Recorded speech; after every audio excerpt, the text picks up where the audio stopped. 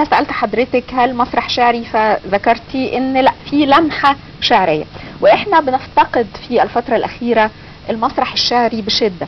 يعني التجارب يمكن على مدى او على طوال السنوات التي قدمت المسرح الشعري هي يعني تجارب معدودة جدا ومحدودة جدا، سواء كانت لشاعرنا الكبير صلاح عبد الصبور، ومن قبله كان في بعض التجارب يمكن احمد شوقي. بالضبط. عايزة اسأل حضرتك لماذا لم تستغلي هذه الموهبة، موهبة الشعر والكتابة المسرح، ويتم دمجهما معا واخراج مسرحية شعرية؟ شوفي، هو عندما تصبح شاعرة امرأة ويقال انها شاعرة مبدعة تحاصر بالحروب فعلا. فانا كنت طول الوقت ده بحارب لايجاد موقع ادبي للمرأة الشاعرة في مصر.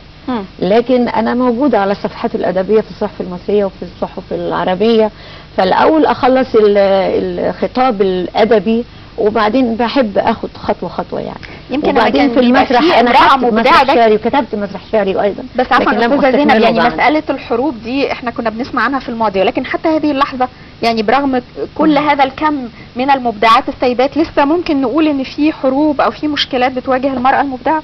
الاصل هو الشعر، بيقال ان الشعر بالذات يعني هو خطاب الخلود، فكل الناس عايزه تبقى خالده وتبقى هي اللي تذكر اسمها وتترك علما وتترك اسما فالشعر بالذات هو يعني المجال بتاعه فيه شوية حروب يعني، لكن الحمد لله احنا برضو بنحب بعض وكويسين وبنساعد بعض وفي شعراء كتير في مصر، ومصر بخير، مصر ولاده طبعا يعني. اكيد.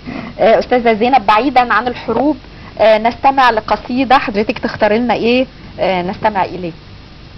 هسمعك بقى من سيمفونية الوجع المقدس قصيدة الحصار. اتفضل.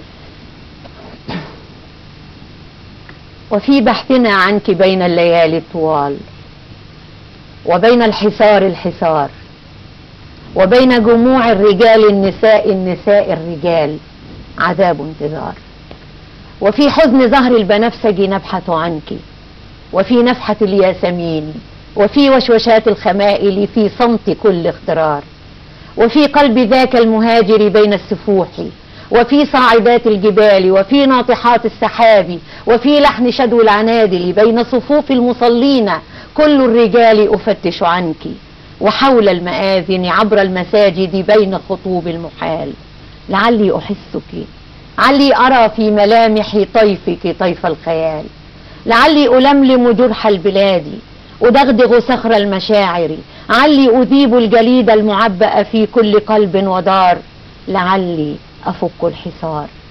وحين النساء الخطايا النساء لبسن القناع وفتشن عمن يبادلهن الليالي العذاب، تغنين بالكلمات الرزينة صبحا وبدلن أثوابهن مساء، فكر وفر وفر وكر دخلن بوكر الذئاب، وفي الباغيات اللواتي ظهرن بثوب الوقار، ولفقن رسم البطاقة باسم الذي كان زوجا، فزوج حمار لزوج تفك الضفائر تطهو الفطائر تكشف عن وجهها المستعار، أفتش في ساكبات الدموع خشوعا لوجه الإله، وفي الساجدات خضوعا أمام السماء، وفي الحافظات قدودا وعرضا، وفي كل طرق على كل باب بكل ارتقاب وكل انتظار أفتش عنك، وفي بائعات الزهور وبين انكسار وبين انتصار أفتش عنك،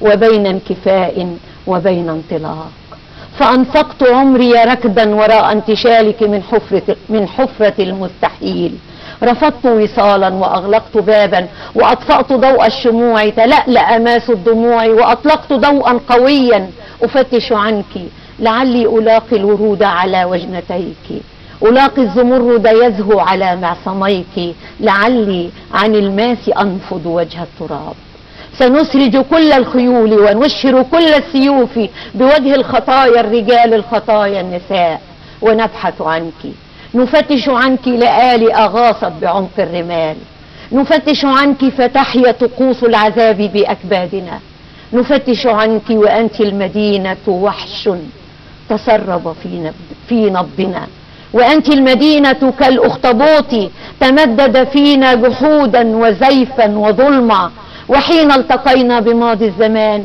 وكنت لحونا لشدو البلابل، كنت غصونا تميس اخضرارا وورقا، وكنت الشباب انطلاقا وعتقا، وكنت الصداقة بين المحبين نبلا وصدقا، وكنت النضارة في واجهات البيوت وعمق الدهاليز غربا وشرقا، وكنت النسيم العليل بوقت الغروب، وشدو الصبايا يعانق شدو العصافير عدوا وسبقا، وكنت الحمومة في نبض آدم، كنت الفؤوس تشق التراب فتبعث رزقا، وكنت أنامل قيس على شعر ليلى ترانيم لحن بديع، وكنت الهواء النقي بكل الشطوط وكل الحدود،